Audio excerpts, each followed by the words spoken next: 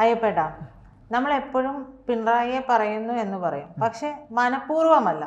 അതിനുള്ള എന്തെങ്കിലുമൊക്കെ ഒരു കാരണം നമുക്ക് എല്ലാ ദിവസവും എന്ന് പറയുന്നത് പോലെ അദ്ദേഹം തന്നെ ഇട്ടു തരുന്നുണ്ട് എന്ന് പറയേണ്ടി വരും. അദ്ദേഹം തന്നെ പറയുന്ന അദ്ദേഹത്തിൻ്റെതായ രീതികളിലാണ് എല്ലാ കാര്യങ്ങളും ചെയ്യുന്നത്. വകുപ്പുകളൊക്കെ ഉണ്ടെങ്കിലും വകുപ്പുകൾക്ക് തലവന്മാരുണ്ടെങ്കിലും എല്ലാത്തിലും അദ്ദേഹത്തിന്റെ നിയന്ത്രണമാണ്. അവിയൽ പരുവമാക്കിയിട്ടുണ്ട്. ഇപ്പൊ പറഞ്ഞു വരാൻ കാരണം ഈ ക്ഷേമ പെൻഷനാണ്. ക്ഷേമ പെൻഷൻ ഈ സർക്കാർ LDF സർക്കാർ വരുമ്പോൾ പടിപടിയായിട്ട് 2500 രൂപയാക്കുമെന്നൊരു വാഗ്ദാനം ഉണ്ടായിരുന്നു. അത് ഈ സാധാരണക്കാരായ ജനങ്ങൾ വിശ്വസിക്കുകയും ചെയ്തു, വോട്ട് ചെയ്യുകയും ചെയ്തു.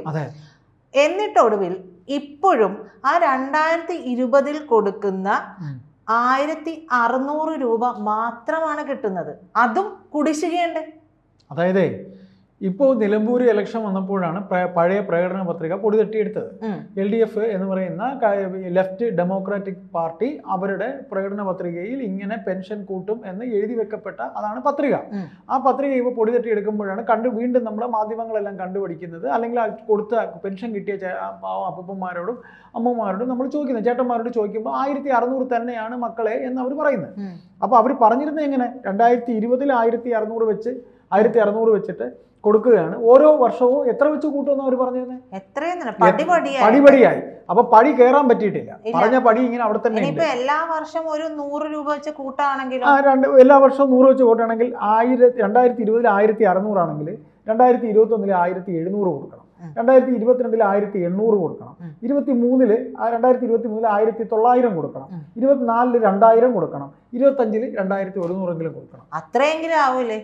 അത്രയെങ്കിലും കൂട്ടാൻ പറ്റുമായിരുന്നു. 100 രൂപ വെച്ച് കൂട്ടിയിരുന്നെങ്കിൽ ശരിയാവട്ടെ. നിങ്ങൾ 100 എന്ന് പറഞ്ഞു, ഒരു 50 രൂപയെങ്കിലും വെച്ച് കൂട്ടി കിട്ടിയിരുന്നെങ്കിൽ എന്ന് ആഗ്രഹിക്കുന്ന എത്രയോ പാവങ്ങളുണ്ട്. 50 രൂപ നമ്മളെ മനസ്സിന്റെ ഇതുകൊണ്ട് വലിപ്പം. ശരിയാണ്. ഞാൻ ചോദിക്കുന്നത് ഈ പറയുന്ന ക്ഷേമ പെൻഷൻ കാത്തിരിക്കുന്ന ഒരുപാട് പേരുണ്ട്. നമ്മുടെ നാട്ടില് യുവജനങ്ങളില്ലാത്ത ഒരവസ്ഥയാണ്. ഈ സർക്കാർ എന്തുകൊണ്ടാണ് ക്ഷേമ പെൻഷൻ കൂട്ടുമെന്ന് പറഞ്ഞത്? വയോജനങ്ങളുടെ എണ്ണം നമ്മുടെ കേരളത്തിൽ കൂടുതലാണ്. അത് മാത്രമല്ല പറയുക, വോട്ട് ചെയ്യുന്നത് ഏറ്റവും കൂടുതൽ വോട്ടേഴ്സ് എന്ന് പറയുന്ന ലിസ്റ്റ് എടുക്കുമ്പോൾ 50 വയസ്സിന് അല്ല പോട്ടെ 60 വയസ്സിന് ശേഷം അല്ലെങ്കിൽ 70 വയസ്സിന് ശേഷമുള്ളവരുടെ ശതമാന കണക്ക് എടുത്തു നോക്കുക. അതെ, ഏതാണ്ട് മക്കളെല്ലാം വിദേശത്ത് പോയി. ഇപ്പൊ ഒരു വീട്ടിലും പിള്ളേരില്ല.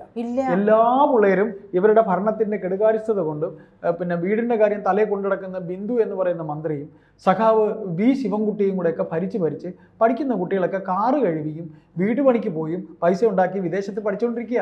ഈസ് ഓഫ് ഡൂയിങ് ബിസിനസ് വന്നുകൊണ്ടാണ് ചേട്ടൻ. അത് മാത്രം പറഞ്ഞു നിർത്തരുത്. കാരണം ഈസ് ഓഫ് ഡൂയിങ് ബിസിനസ് വന്നുകൊണ്ട് എല്ലാവരും ഇങ്ങോട്ടേക്ക് ബിസിനസ് കൊണ്ടുവരുന്നു, ബിസിനസ്സൊക്കെ വിപുലീകരിക്കുന്നു. അപ്പോൾ ഒരുപാട് പേർക്ക് അതിൽ യുവജനങ്ങൾക്ക് തൊഴിൽ കിട്ടുന്നു. അങ്ങനെയുള്ള കാര്യങ്ങളും കൂടി ഉള്ളതുകൊണ്ടാണ് വിഷയം മാറി പോകുന്നില്ല. ഈസ് ഓഫ് ഡൂയിങ് ബിസിനസ് ചെയ്തിട്ടാണോ അറിയില്ല. സഖാവ് കോടിയേരി ബാലകൃഷ്ണന്റെ മക്കളൊക്കെ ഇപ്പൊ ഈസ് ഓഫ് ഡൂയിങ് പോലും ചെയ്യാൻ പറ്റാത്ത രീതിയിൽ പരിതാപകരമായ അവസ്ഥയിലെന്നാണ് പറയുന്നത്. സഖാവ് കോടിയേരി ഉണ്ടല്ലോ, പഴയ മന്ത്രി, ആഭ്യന്തരമന്ത്രി, അദ്ദേഹത്തിന്റെ മക്കളൊക്കെ ഇപ്പോ ഈസ് ഓഫ് ഡൂയിങ് പോലും ചെയ്യാൻ പറ്റാതിരിക്കുന്ന പറയുന്നത്. അച്ഛൻ ജീവിച്ചിരുന്നപ്പോ കാണിച്ച നെഗളിപ്പൊക്കെ തീർന്നു. അപ്പൊ നമ്മൾ ഇതിൽ പറയുന്ന വിഷയം മാറിപ്പോവുകയല്ല. പറഞ്ഞു വന്നപ്പോ ഇത്രയും അതെ, വയോജനങ്ങളുടെ എണ്ണം ശതമാനം കൂടുതലാണ്. അപ്പൊ 1600 കൊടുത്തത് ഈ പറയുന്ന 5 കൊല്ലത്തിന് ശേഷവും ഈ പറയുന്ന രീതിയിൽ കൂട്ടിയിട്ടില്ല എന്ന് പറയുന്നു. അതിനിടയ്ക്ക് ഒരു ഭയങ്കര കൃത്രിമം നടന്നു, അറിയാമല്ലോ. ഏതാണ്? ഇതിന് അർഹതയില്ലാത്തവർ ഒരുപാട് പേര് ഇതിനകത്ത് കടന്നുകൂടിയിരുന്നു അല്ലേ? അത് പ്രീതിക്ക് ഓർമ്മയുണ്ടല്ലോ. ഇപ്പൊ അത് കണ്ടുപിടിച്ചിരുന്നല്ലോ. കണ്ടുപിടിച്ചിട്ട് എന്തായി? അവരെയെല്ലാം നിങ്ങൾ കാണിച്ചത് തെറ്റാണ്, നിങ്ങൾ എന്തായാലും ഇനി തെറ്റ് കാണിക്കരുത്, നല്ല വഴിക്ക് നടക്കണം, നിങ്ങൾക്ക് വേണമെങ്കിൽ മിഠായി മേടിച്ചു തരാം, പാല് വേണമെങ്കിൽ മറ്റേ അവിൽ മിൽക്ക് വേണമെങ്കിൽ മേടിച്ചു തരാം, ആയിക്കോട്ടെ, തീർന്നല്ലോ, പൊക്കോ, പൊടി തട്ടി വിട്ടു. അതല്ലെങ്കിലും ഇവരുടെ ആളുകൾ എന്തെങ്കിലും ചെയ്ത ഇപ്പോ റേഷൻ കടയിൽ പിങ്ക് കാർഡ് ഉണ്ടല്ലോ, പല നിറത്തിലുള്ള കാർഡുകളാണ്. എത്ര നല്ല രീതിയിൽ താമസിക്കുന്നവർക്കാണ് പിങ്ക് കാർഡ് ഉള്ളതെന്ന് അറിയാമോ? എത്ര ഒട്ടും കഴിവില്ലാതെ കിടക്കുന്നവർക്ക് റേഷൻ കാർഡ് വെള്ള അടിച്ചു കൊടുത്തിട്ടുണ്ട്. തീർച്ചയായിട്ടും അതാ പറഞ്ഞത്. അതാണ് എടോ, റേഷൻ കാർഡ് ആ പറയുന്ന മെഷീൻ കേടായിട്ട് എത്ര കാലം അത് ശരിയാവാതിരുന്നു? സപ്ലൈക്കോ ഇവിടെ ഉണ്ടോ? ഭരിക്കുന്നത് ഒരു കമ്മ്യൂണിസ്റ്റ് പാർട്ടിയാണ്, കമ്മ്യൂണിസ്റ്റുകാരാണ് ഭരിക്കുന്നത്. അപ്പോൾ ഇത്തരത്തിൽ നമ്മൾ പറയുമ്പോൾ ഈ പിന്നെ ഇപ്പോൾ ഒരു തെരഞ്ഞെടുപ്പ് വന്നപ്പോഴേ അവർക്ക് ഓർമ്മയുള്ളൂ ഈ പറയുന്ന പെൻഷൻ കൊടുക്കേണ്ട. അല്ല ചേട്ടാ, ഈ സർക്കാർ എപ്പോഴും പറയുന്നത് ചെയ്യുന്ന സർക്കാരാണ് എന്നാണ്. ഈ വായ്ത്താരി അടിക്കാൻ മാത്രമേ പറ്റുള്ളൂ. അതാണ് കമ്മ്യൂണിസ്റ്റുകാരുടെ മികവെന്ന് പറയുന്നത്. വായ്ത്താരി അടിക്കുക, വായ്ത്താരി അടിക്കുക, പറയുന്നതൊന്ന് പ്രവർത്തിക്കുന്നത് വേറെ. ഈ കൈകൾ ശുദ്ധമാണ്, ഞാൻ മടിയിൽ കനമുണ്ടെങ്കിലേ വഴിയിൽ പേടിക്കേണ്ട കാര്യമുള്ളൂ, പിന്നെ ഊരിപ്പിടിച്ച വാളുകൾക്ക് നടുവിലൂടെയാണ് ഞാൻ നടന്നിട്ടുള്ളത്. അത് ഇപ്പൊ പോണില്ല, കച്ചവടം അതിന്റെ അത് പിന്നെ ഈ പറയുന്ന പോലെ ഇനി ഓടത്തില്ല. സിനിമകൾ 100 ദിവസം ഓടും എന്ന് പറയില്ലേ, അതുപോലെ ഈ സിനിമ ഇനി ഓടും. അത് പൂട്ടിച്ചത് കെ സുധാകരനാണ്. അത് കറക്റ്റാണ്. അത് കെ സുധാകരനാണ് പൂട്ടിച്ചത്. അതെ. അപ്പൊ അത്തരത്തിൽ വായ്ത്താരി എന്ന് പറയുന്നത് നിയമസഭയിൽ ഈ കൈകൾ ശുദ്ധമെന്ന് പറഞ്ഞു. പിന്നെ ഒരു വായ്ത്താരി കൂടെ ഉണ്ട്.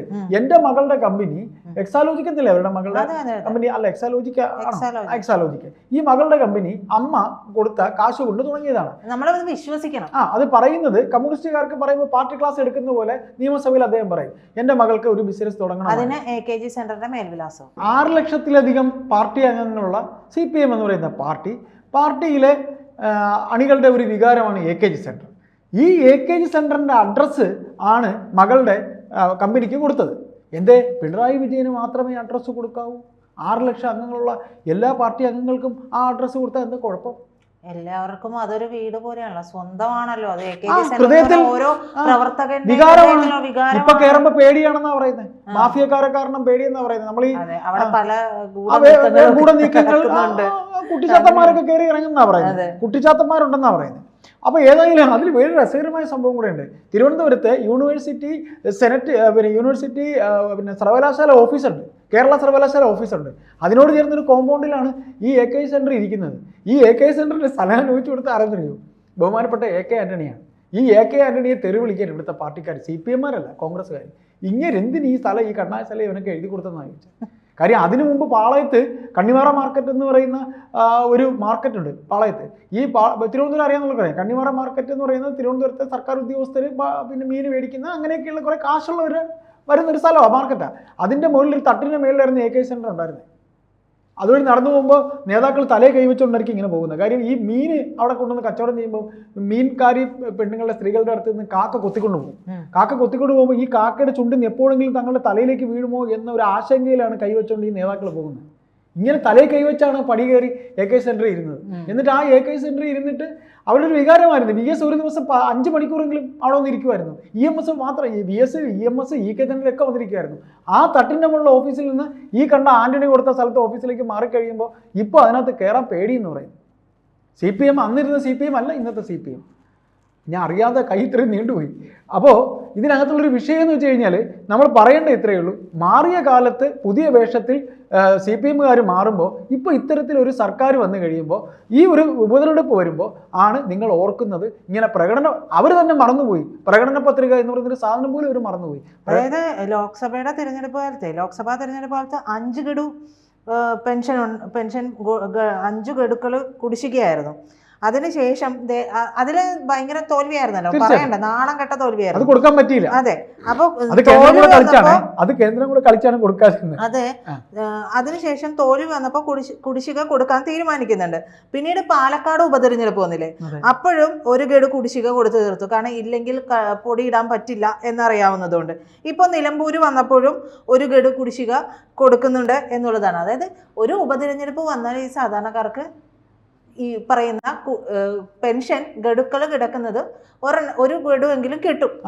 അതാണ് ഒരു അവസ്ഥ. ഒരു തെരഞ്ഞെടുപ്പ് വന്നാലെങ്കിലും തങ്ങളുടെ 1 ഗഡു കിട്ടുമെന്ന് അവർ ആശിച്ചു. അതെ, 3200 രൂപ വീതം ഓരോ ക്ഷേമ പെൻഷൻകാരനും സർക്കാർ കൊടുക്കാനുണ്ട്. അപ്പൊ ഈ പറയുന്ന ബാലഗോപാല് പറയുന്ന ഒരു ബജറ്റിൽ പോലും ഇതിനു വേണ്ടിയിട്ട് വകയിരുത്തിയിട്ടില്ല എന്നുള്ളതാണ്. ഒരു ബജറ്റിൽ പോലും വകയിരുത്തിയിട്ടില്ല. ഈ റോഷി അഗസ്റ്റിന്റെ മന്ത്രിമന്ദിരം മിനുക്കാൻ വരെ പൈസയുള്ള സർക്കാരിന് ക്ഷേമ പെൻഷൻ 100 രൂപ വെച്ച് കൂട്ടാൻ പോലും കഴിയുന്നില്ല. ഇതേ ആളുകള് ഇനി നിയമസഭ വരുമ്പോൾ പറയും, അപ്പോഴേക്കും ഇത് എങ്ങനെയെങ്കിലും എവിടെന്നെങ്കിലും കടമെടുത്ത് കൊടുക്കും, എന്നിട്ട് പറയും വീണ്ടും കൂട്ടും. ഇവർ ചെയ്യാൻ പോകുന്നത് അതായിരിക്കും. ഏതായാലും നമുക്ക് ഈ ഒരു ഉപതെരഞ്ഞെടുപ്പ് വരേണ്ടി വരുന്നു. ഈ സാധാരണക്കാരായ പാവങ്ങളുടെ വയസ്സായ അവരെല്ലാം പറയുക ഈ കിട്ടുന്ന എമൗണ്ട് എന്ന് പറയുന്നത് ഇതുവരെ ഈ കിട്ടുന്നത് അവർ വാങ്ങിയ കടം കൊടുത്ത് തീർക്കാൻ പോലും തികയില്ല. പലർക്കും ആവശ്യമായ മരുന്നുകൾ വാങ്ങേണ്ടതുണ്ട്. അവശ്യ മരുന്നുകൾ പലർക്കും കിട്ടേണ്ടതുണ്ട്. ഹൃദ്രോഗമുള്ളവരുണ്ട്, ക്യാൻസർ ഉള്ളവരുണ്ട്, അല്ലേ? ഇങ്ങനെയുള്ളവരൊക്കെ ഈ കിട്ടുന്ന എമൗണ്ട് ഇവർ കൊടുക്കുന്നു. ഇവർ വോട്ട് നേടുന്നത് എങ്ങനെയാണ്? ഈ കൊടുത്ത എമൗണ്ട് ഈ വോട്ടേഴ്സ് ഇപ്പോൾ കഴിഞ്ഞ ദിവസം ഞാനൊരു ദൃശ്യം കണ്ടതാണ്. ഈ വരുന്ന നിലമ്പൂരിൽ കാശ് വാങ്ങിക്കൊണ്ട് വരുന്ന പാവം 2 വൃദ്ധരെ മയക്കം കൊണ്ട് ചെല്ലുമ്പോൾ അതിൽ ഒരാൾ പറയുന്നു ഞങ്ങളുടെ കുടിശ്ശിക തന്നു കേട്ടോ, ഞങ്ങൾ സ്വരാജിന് വോട്ട് ചെയ്യും. അതാണ് ഇപ്പൊ നമ്മൾ സംസാരിച്ചതിലെ രാഷ്ട്രീയം. അതെ, അതാണ് ഈ ഇവർ മുതലെടുക്കുന്നത്, അല്ലേ? മുതലെടുക്കുന്നത് അതാണ്.